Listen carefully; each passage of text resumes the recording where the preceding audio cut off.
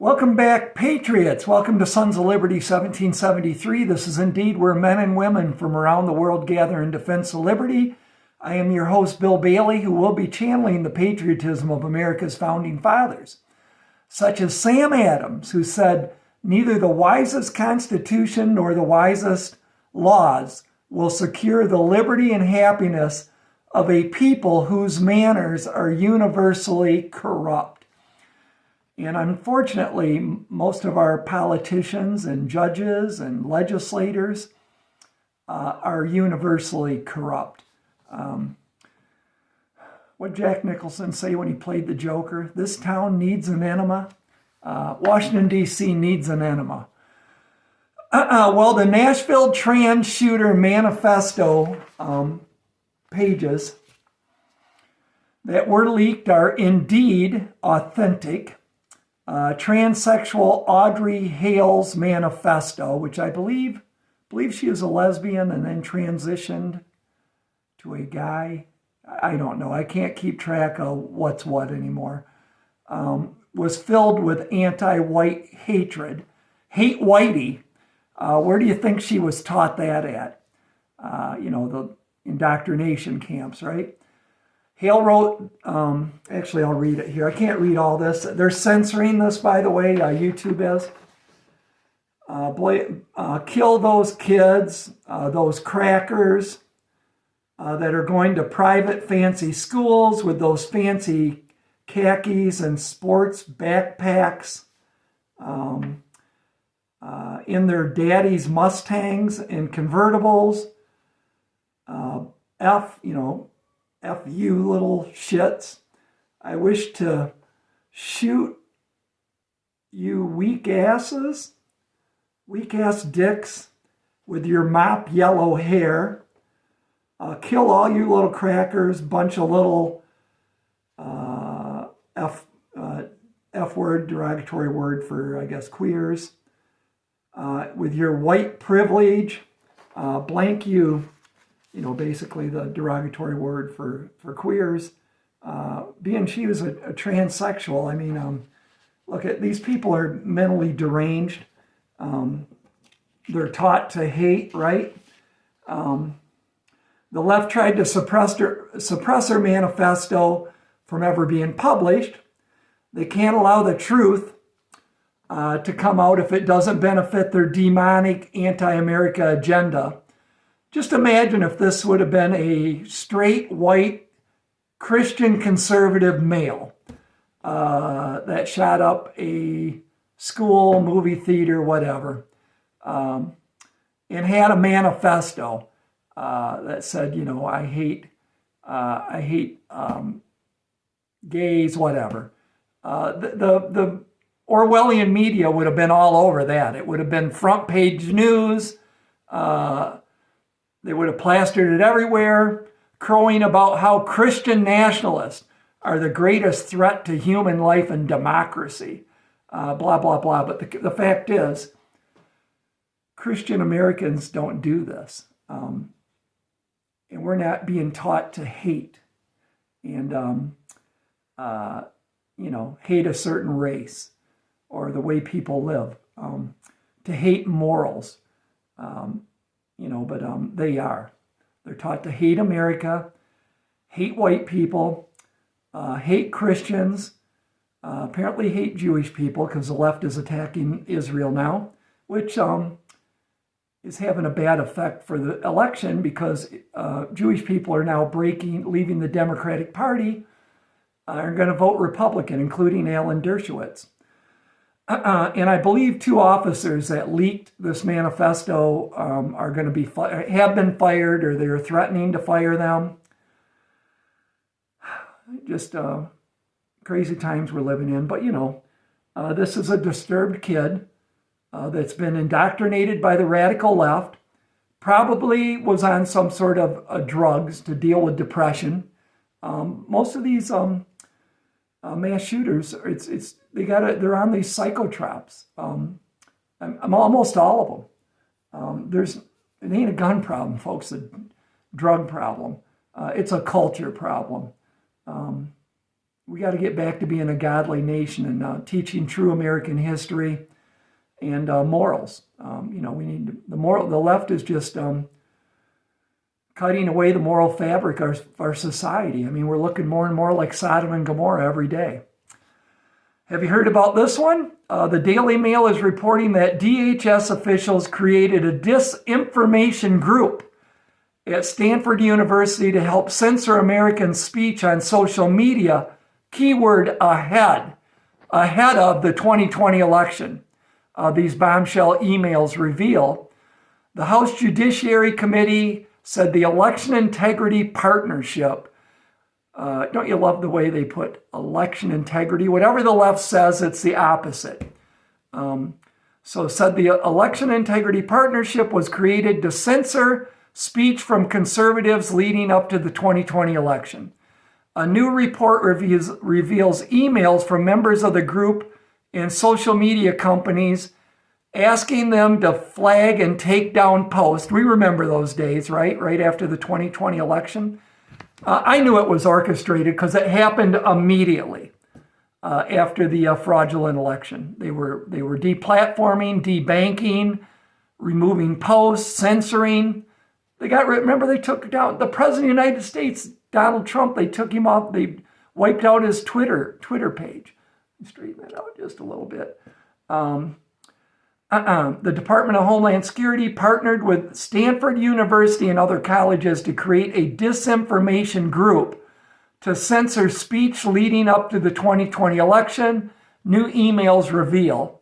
The Election Integrity Partnership was created in July 2020 and consisted of members from the Stanford Internet Observatory, the University of Washington Center for an Informed Public, Graphica, and the Atlantic Council's Digital Forensic Research Lab, according to a new report from the House Judiciary Committee and released Monday evening. The federal government and universities pressured social media companies to censor true information, jokes, and political opinions, the report said of the partnership. So this is the Orwellian media, the ministry of truth they're talking about. And will they do something about it now? And, do we get any justice for this shit that happened?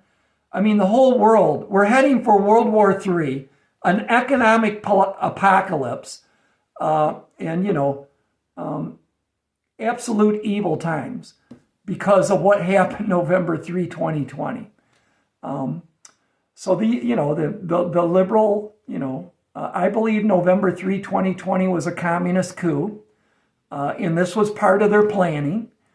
So they had their people in place to stop and silence anyone who would question the fraudulent election before the election ever happened. For all you people that don't believe the 2020 election was stolen, maybe now you will see the truth. Maybe now you will pull your head out of your ass and wake the hell up. If not, there truly is no help for you.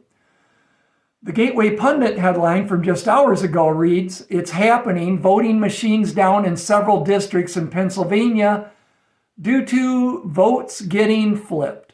Where have I heard that before? Oh, that's right, here in Antrim County. The economic apocalypse is happening even quicker than I feared. U.S. debt interest bill is already accelerated past $1 trillion a year. The interest to service the national debt. This is like your credit card bill. You can't afford to pay on the principal, but you got to make the minimum payment, which is just the interest. Well, now just the interest payment for America is $1 trillion. And probably by next spring, it's going to be 1.2, 1.3 trillion. Not good, folks. U.S.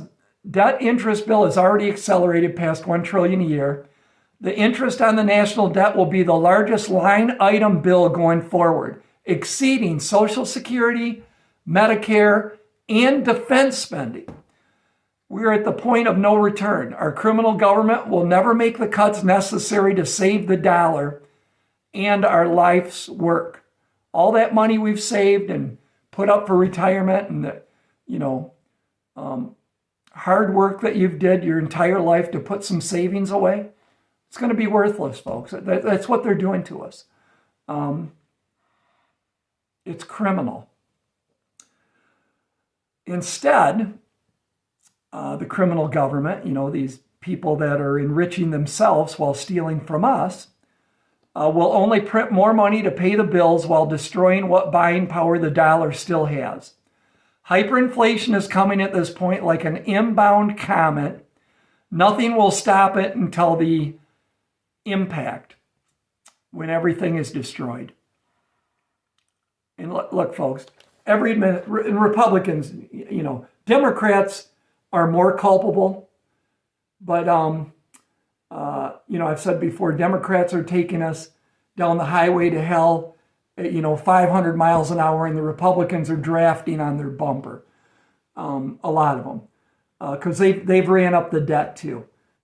Look what each administration's done, Democrat or Republican. They don't want the economy to crash on their watch. They want to say inflation is down, so they redo the equation for figuring inflation. If you want to see true inflation, you need to go to shadowstats.com, and they will figure today's economy with the equation to figure inflation that we used in the 70s. Okay, so it's apples to apples. And inflation is way the hell more than what the government's telling you. I think we all realize that, right? As our dollar gets stretched thinner and thinner. But every administration just prints more money. It's been like the thing going on since George W. Bush said we need to leave free market capitalism to save capitalism, something asinine like that, when he did the TARP bailout. But they just print money now. That was the fear when Nixon completely removed us from the gold standard, was that we'd have a totally fiat currency and we'd just print money and create inflation and our money would be worth nothing. For years they didn't do that, but now they are. And every administration just prints money, kicks the can to the next administration, and no one's going to deal with this until it absolutely burns down. And then, we're all going to want their heads on pikes.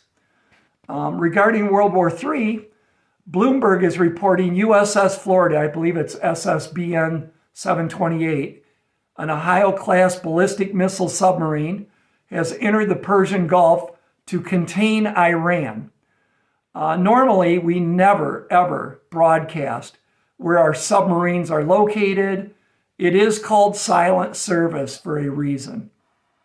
But the illegitimate doomsday cult, aka the Biden regime, must want to broadcast to the world where our most sophisticated naval assets are located.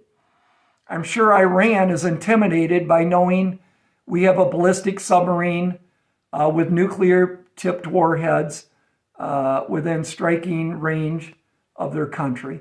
Probably not, since Iran is run by Shiite 12er Muslims that want to start the apocalypse to bring back the 12th Imam. Not making that up, folks. They have no value for human life. More than likely, we have 2 or more fast attack Virginia-class submarines in the hostile waters, too. Normally, there's a fast attack submarine that follows carrier groups. They're kind of their silent and hidden protector. And the Virginia-class submarine is second to none. They are truly a sinister weapon of war. I actually like them. I wrote about the USS Texas in my book. You can see on the back picture wall there. Learning Earth's Deathly History. But it is what it is. So the White House has just stated, we will respond to the attacks on our military bases in the Middle East.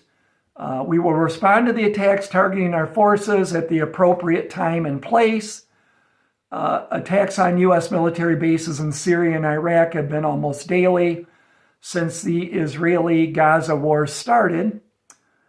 The Chinese have their one and only aircraft carrier and the carrier group positioned not far from the USS Ronald Reagan in that carrier group, there are more naval warships in and around the Middle East than there ever was during the peak of World War II.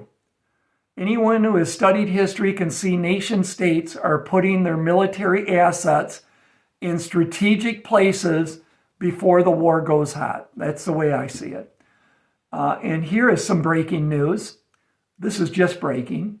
The U.S. and its NATO allies served notice today that they will formally suspend their participation in a 1990 treaty limiting conventional forces in Europe, marking the demise of another landmark arms control agreement. I actually have the press release. Just read a little bit of it. Earlier today, the North Atlantic Council issued a statement announcing the decision of NATO allied states parties to the Treaty on Conventional Armed Forces in Europe to suspend all of their obligations under the treaty. The United States fully joins in and supports this decision. This is a prelude to massive troop deployments in Europe, and more than likely bringing back the draft. So I like all you millennials that are people a lot younger than me that are in mommy's basement playing video games. Life is about to bite you in the ass.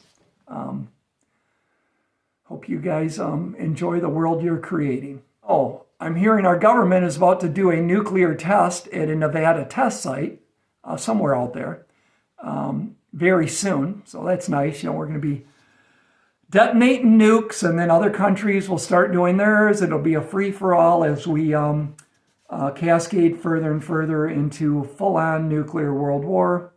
This was at the Daily Mail. Headline revealed, Anthony Fauci run lab in Montana experimented with coronavirus strain shipped in from Wuhan a year before the COVID pandemic began. Unbelievable. Let me read that again. Revealed, Anthony Fauci run lab in Montana experimented with coronavirus strain shipped in from Wuhan a year before COVID pandemic began. And this was just posted over at the Daily Mail on October 31st.